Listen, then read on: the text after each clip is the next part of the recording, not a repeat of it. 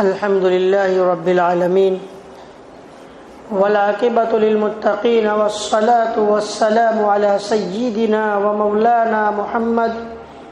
وعلى آله وصحبه أجمعين. أما بعد فأعوذ بالله من الشيطان الرجيم. بسم الله الرحمن الرحيم. إن عدة الشهور عند الله 12 شهرا في كتاب الله يوم خلق السماوات والأرض منها 4 حرم. صدق الله العظيم. محترم بزرگوں اور دوستوں، یہ جو مہینہ چل رہا ہے یہ ایک بابرکت اور حرمت والا مہینہ ہے. اللہ تبارک و تعالیٰ نے 12 مہینے پیدا فرمائے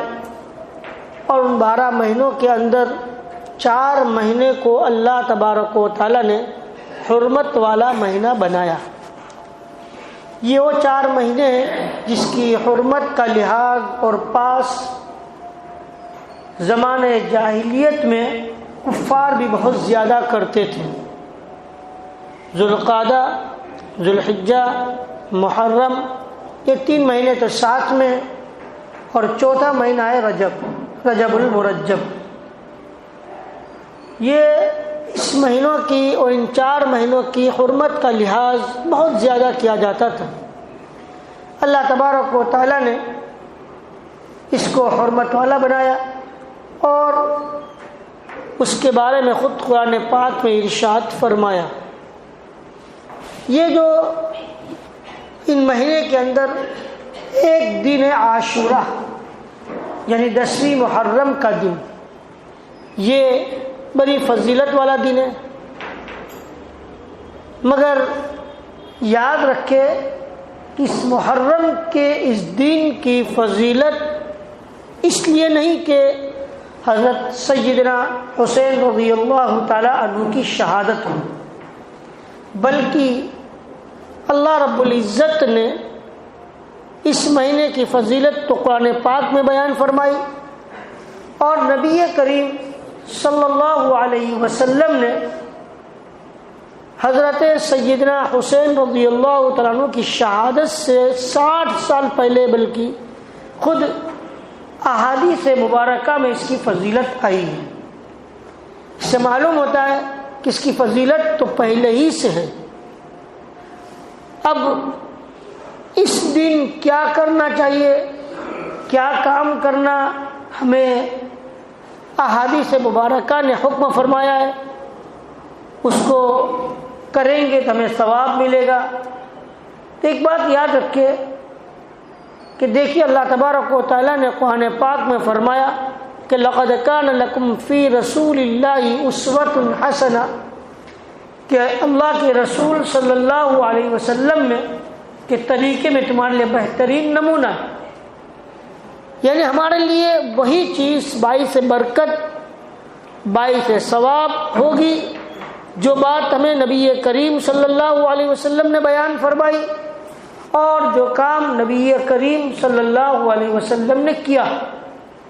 یا جو کام صحابہ کرام رضوان اللہ تعالی علیہ مجمعین نے کیا. اب رہی بات کہ جو کام خاتم الانبیاء رحمت للعالمین صلی اللہ علیہ وسلم نے نہ کیا نہ فرمایا، بلکہ خود ہم اپنی طرف سے کوئی کام کرے یا اس کو ثواب سمجھے، اس سے ثواب نہیں ملتا. ثواب تو اسی وقت ملے گا کہ جس بات کو حضور پاک علیہ الصلاۃ والسلام نے بیان فرمایا. اس لیے عام طور پر جہاں کوئی مبارک دن آ جاتا ہے یا کوئی مبارک گھڑی آتی ہے تو اس وقت ہماری نظر یا ہمارا علم جو حضور پاک علیہ الصلاۃ والسلام نے بیان فرمایا یا آپ صلی اللہ علیہ وسلم نے کیا عمل کیا، اس سے ہٹ کر ہم خود جو چل رہا ہوتا ہے یا جو رواج ہو جاتا ہے اس پر عمل کرنا شروع کر دیتے ہیں. اسی لیے تاکیدی طور پر اللہ کے رسول صلی اللہ علیہ وسلم نے فرما دیا ہے کہ بھائی وسنتی وسنت الخلفاء الراشدین المہدیین، کہ تم میری سنت کو لازم پکڑو، علیکم بسنتی، یا میرے خلفاء راشدین کی سنت کو لازم پکڑو۔ معلوم ہے کہ وہی طریقہ کامیاب ہے، اسی طریقے پر عمل کرنے میں ثواب ہے جس پر خود نبی اکرم صلی اللہ علیہ وسلم کا عمل مبارک ہوا ہو یا صحابہ کرام اور خلفاء راشدین کا عمل ہوا ہو۔ اس دن جو نبی اکرم صلی اللہ علیہ وسلم نے فضیلت بیان فرمائی وہ روزے کی، کہ آپ صلی اللہ علیہ وسلم کے جب حضور پاک علیہ الصلوۃ یعنی یہ رمضان المبارک کے روزے کی فضیلت کے نازع فرض ہونے سے پہلے نبی کریم صلی اللہ علیہ وسلم نے یوم عاشورہ کا روزہ فرض تھا امت پر، اور اس کا روزہ رکھنا یہ ضروری تھا، مگر جب رمضان مبارک کا روزہ فرضیت نازل ہو گئی تو پھر اس دن کے روزے کی فرضیت تو ختم ہو چکی، مگر نبی کریم صلی اللہ علیہ وسلم نے اس دن روزہ رکھنا مسنون اور سنت قرار دیا۔ معلوم ہوا کہ یہ 10ویں محرم کا روزہ رکھنا یہ سنت ہے، مگر اس کی فضیلت اس لیے زیادہ ہے کہ روزہ پہلے فرض بن چکا ہے، پھر رمضان کے روزے کی فرضیت کے بعد اس کی فرضیت ختم ہو چکی اور سنت کا ہونا برقرار رہا۔ حضور پاک علیہ الصلوۃ والسلام اس دن روزہ رکھا کرتے تھے، اور صحابہ کرام رضوان اللہ تعالی علیہم اجمعین بھی اس دن روزہ رکھا کرتے تھے، مگر جب آپ صلی اللہ علیہ وسلم اس دنیا سے تشریف لے گئے اس سے 1 سال پہلے آپ صلی اللہ علیہ وسلم نے روزہ رکھا۔ آپ کو معلوم ہوا کہ یہودی بھی اس دن روزہ رکھتے ہیں، تو نبی کریم صلی اللہ علیہ وسلم نے فرمایا، اور یہودی اس لیے روزہ رکھتے تھے اس دن کہ حضرت موسیٰ علیہ نبینا علیہ الصلوۃ والسلام جب فرعون ان کے پیچھے ان کا لشکر اس کا پیچھے پڑا اور حضرت موسیٰ علیہ نبینا علیہ السلام بنی اسرائیل کو لے کر نکل گئے مصر، تو جب آگے گئے دریا آیا تو اللہ تبارک و تعالیٰ نے دریا کو کہہ دی، دریا سے راستہ نکال دیا، اور حضرت موسیٰ علیہ نبینا علیہ السلام اور بنی اسرائیل کو اللہ رب العزت نے فرعون سے نجات عطا فرمائی۔ تو یہ یہودی اس دن کے شکریہ کے طور پر روزہ رکھتے تھے 10ویں محرم کو، اور یہ جو واقعہ پیش آیا حضرت موسیٰ علیہ نبینا علیہ السلام اور بنی اسرائیل کی نجات کا 10ویں محرم تھی۔ تو حضرت نبی اکرم خاتم الانبیاء رحمت للعالمین صلی اللہ علیہ وسلم نے فرمایا کہ مجھے اچھا نہیں لگتا ہے کہ یہودی بھی اس دن روزہ رکھتے ہیں اور ہم بھی روزہ رکھتے ہیں، ہماری اس سے مشابہت ہو جاتی ہے، اس لیے کیا ہی اچھا ہو کہ اگر آئندہ سال میں دنہا تو میں 1 دن روزہ رکھنا ملا دوں گا، یا تو 9ویں کو ملا دوں گا یا 11ویں کو، یعنی 10 کے اکیلے کو روزہ میں نہیں رکھوں گا۔ حضور پاک علیہ الصلوۃ والسلام کی حدیث مبارکہ ہے۔ اب یہاں پر ایک بات مجھے عرض کرنی ہے کہ دیکھیے حضور پاک علیہ الصلوۃ والسلام نے روزہ جو عبادت ہے، اور اس عبادت میں بھی یہودیوں سے مشابہت کو پسند نہیں فرمایا، اور فرمایا کہ اس دن یہودی روزہ رکھتے تو ہم 1 دن آگے یا پیچھے ملا دیں، کیونکہ خود نبی کریم صلی اللہ علیہ وسلم کا ارشاد ہے خالف المشرکین، کہ تم اپنے ہر عمل میں مشرکین کی مخالفت کرو، یعنی تم مشرکین کے کاموں کی طرح نہ کرو، تمہارا کوئی عمل مشرکین کے عمل کے موافق نہ ہونا چاہیے، اس کی مخالفت کرو۔ یہ نبی کریم صلی اللہ علیہ وسلم نے فرمایا، اور یہاں بھی فرمایا کہ دیکھیے جب عبادت کے اندر اللہ کے رسول صلی اللہ علیہ وسلم ان یہودیوں کی مشابہت کو پسند نہیں فرماتے تو ذرا بتائیے کہ ہماری وضاقتہ، ہماری چال ڈھال، ہمارے کھانے پینے کا طریقہ، ہمارے رہنے سہنے کا طریقہ اور ہماری ہر چیز کے اندر اگر ہم یہودیوں کی مشابہت اختیار کریں گے تو اسلام کہاں سے پسند کرے گا؟ اور نبی اکرم خاتم الانبیاء رحمت للعالمین صلی اللہ علیہ وسلم اس کو کس طرح پسند فرمائیں گے؟ آج ہمیں اس واقعے سے اور حضور پاک علیہ الصلوۃ والسلام کے اس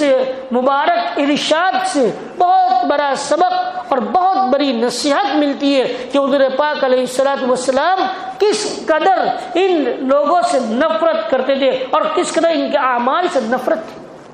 کہ آپ کو ذرہ برابر اس بات پسند نہیں تھی کہ اب مسلمانوں کا کوئی عمل ان کے مشابہت اختیار کرے۔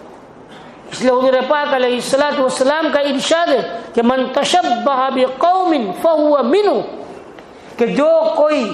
ان لوگوں کی مشابہت کو اختیار کرے گا وہ انہی میں سے ہوگا، یعنی کل قیامت کے دن حشر ان کے ساتھ ہوگا۔ آج بہت سے ہمارے بھائی، بہت سے لوگ اس طرح ان حضرات کی مشابہت اختیار کرتے ہیں اور اپنے آپ کو ان جیسا کرنے کی کوشش کرتے ہیں۔ آج ہماری ہر چیز، ہمارا ہر طریقہ، سر سے لے کر پیر تک ہم دیکھ لیں کہ ہم کس کی مشابہت اختیار کرتے ہیں، جبکہ آقا صلی اللہ علیہ وسلم روزے میں بھی ان کی مشابہت کو پسند نہیں فرما رہے۔ روزہ جیسے عبادت، اور اس عبادت میں بھی ان کی مشابہت کو پسند نہیں فرما رہے۔ افسوس کی بات ہے، اس لیے تو قرآن پاک فرماتا ہے کہ وَلَن تَرْضَىٰ عَنْكَ الْيَهُودُ وَلَا النَّصَارَىٰ حَتَّىٰ تَتَّبِعَ مِلَّتَهُمْ، اگر کوئی انسان اپنے کسی عمل کے ذریعے، اپنے کسی قول کے ذریعے ان یہود و نصارہ کو راضی کرنے کی کوشش کرے گا، یہ ہرگز راضی ہونے والے نہیں ہے جب تک کہ ہم اپنا مذہب چھوڑ کر ان کا مذہب قبول نہ کر لیں۔ فرمایا من تشبہ بقوم، کتنی زبردست وعید ہے، اور اس کا مطلب یہ کہ انسان اگر یہود اور نصارہ کی مشابہت اختیار کرتا ہے اور مشرکین کی مشابہت اختیار کرتا ہے اپنے کسی بھی فعل میں اور اس کو اچھا سمجھتا ہے، کل قیامت کے دن حشر بھی انہی کے ساتھ ہوگا، جب انہی میں سے اس کا تعلق ہوگا۔ اس لیے بہت ڈرنے کا مقام ہے، ہمیں اپنی زندگی کو دیکھنا ہے، اور نبی اکرم خاتم الانبیاء رحمت للعالمین صلی اللہ علیہ وسلم کے اس مبارک ارشاد سے ہمیں یہ بات سمجھنا چاہیے کہ کہیں ایسا نہ ہو کہ ہمارا عمل ان لوگوں کی مشابہت اختیار کر کے ہم اپنی آخرت کو برباد نہ کریں۔ سوچنے کا مقام ہے، اپنے اعمال کو ذرا دیکھیں۔ آج افسوس کی بات ہے، آج بہت افسوس کی بات ہے کہ آج مسلمانوں نے ہر چیز کے اندر نبی کریم صلی اللہ علیہ وسلم کے طریقے کو چھوڑ کر ہم غیروں کے طریقے پر چلنے والے بن گئے، ہم غیروں کے طریقے کو اختیار کرنے والے بن گئے۔ یہ کتنا زبردست اور کتنا دل ہلا دینے والا، ہمیں جھنجھوڑنے والا یہ ارشاد آقا صلی اللہ علیہ وسلم کا ہے کہ ایک مبارک عمل روزہ، اور اس میں بھی آقا صلی اللہ علیہ وسلم اس بات کو پسند نہیں فرما رہے، اور سخت وعید بیان فرما دی کہ من تشبہ بقوم فہو منہ۔ اور اس دن دوسرا عمل جو سنت ہے، ایک ضعیف حدیث ہے، ایک حدیث مبارکہ ہے جس میں نبی کریم صلی اللہ علیہ وسلم فرمایا من وسع علی عیالی وسع اللہ اہل، جو شخص اس دن اپنے اہل و عیال پر وسعت کرے گا، اس کے ساتھ فراخی کا معاملہ کرے گا، کشادگی کا معاملہ کرے گا، اللہ تبارک و تعالیٰ پورا سال اس پر وسعت کا معاملہ فرمائیں گے۔ کتنی بڑی چیز کہ اس دن اگر ہم نے اپنے گھر والوں کے ساتھ وسعت کا معاملہ کیا، بہت کشادگی کا معاملہ کیا، خوب اچھی طرح ان کے اوپر ہم نے کشادگی و وسعت رکھی، اللہ تبارک و تعالیٰ پورا سال ہمارے ساتھ کشادگی و وسعت رکھے گا۔ جو لوگ رزق کی تنگی کا یہ شکوہ کرتے ہیں اور اس کا دل کے اس کے اندر رزق کی تنگی کے بارے میں کہتے رہتے، اس کے لیے بڑا اچھا موقع ہے کہ آج کے اس دن یعنی 10 محرم کو اپنے گھر والوں کے اوپر وسعت کر دے، اللہ تبارک و تعالیٰ پورا سال اس پر وسعت کرے گا، اور اس کے علاوہ کوئی دوسرا عمل نہیں ہے۔ اب یہ جو 10 محرم کو اور ہم لوگ کھانے پینے کا دن جو بنا لیتے ہیں، کہاں شریعت میں ہے؟ شریعت میں کھانے پینے کا کوئی اہمیت ہی نہیں ہے کہ اس دن فلاں کھانا، اس دن فلاں کھانا، اس دن فلاں کھانا۔ آقا صلی اللہ علیہ وسلم کے گھر میں 2 مہینے تک چولہے نہیں جلتے تھے، کھانے پینے کی چیز کہاں ہو سکتی ہے؟ اور ہمیں اور عمل بہت دور، اور سنت ہماری کھانے پینے کی بن گئی ہے۔ جو کرنے کے کام ہے اس کو ہم کرتے نہیں ہیں، اور جو نہ کرنے کے کام ہے اس کو بڑے اہتمام سے کرتے۔ اللہ تبارک و تعالی ہمیں کرنے والے کام کو اچھی طریقے سے کرنے کی توفیق عطا فرمائے، اور نہ کرنے والے کام سے اللہ ہماری پوری حفاظت فرمائے، اور جو حضور پاک علیہ الصلوۃ والسلام نے فرمایا اس پر ہمیں عمل کرنے کی توفیق عطا فرمائے۔ وآخر دعوانا ان الحمد للہ رب العالمین۔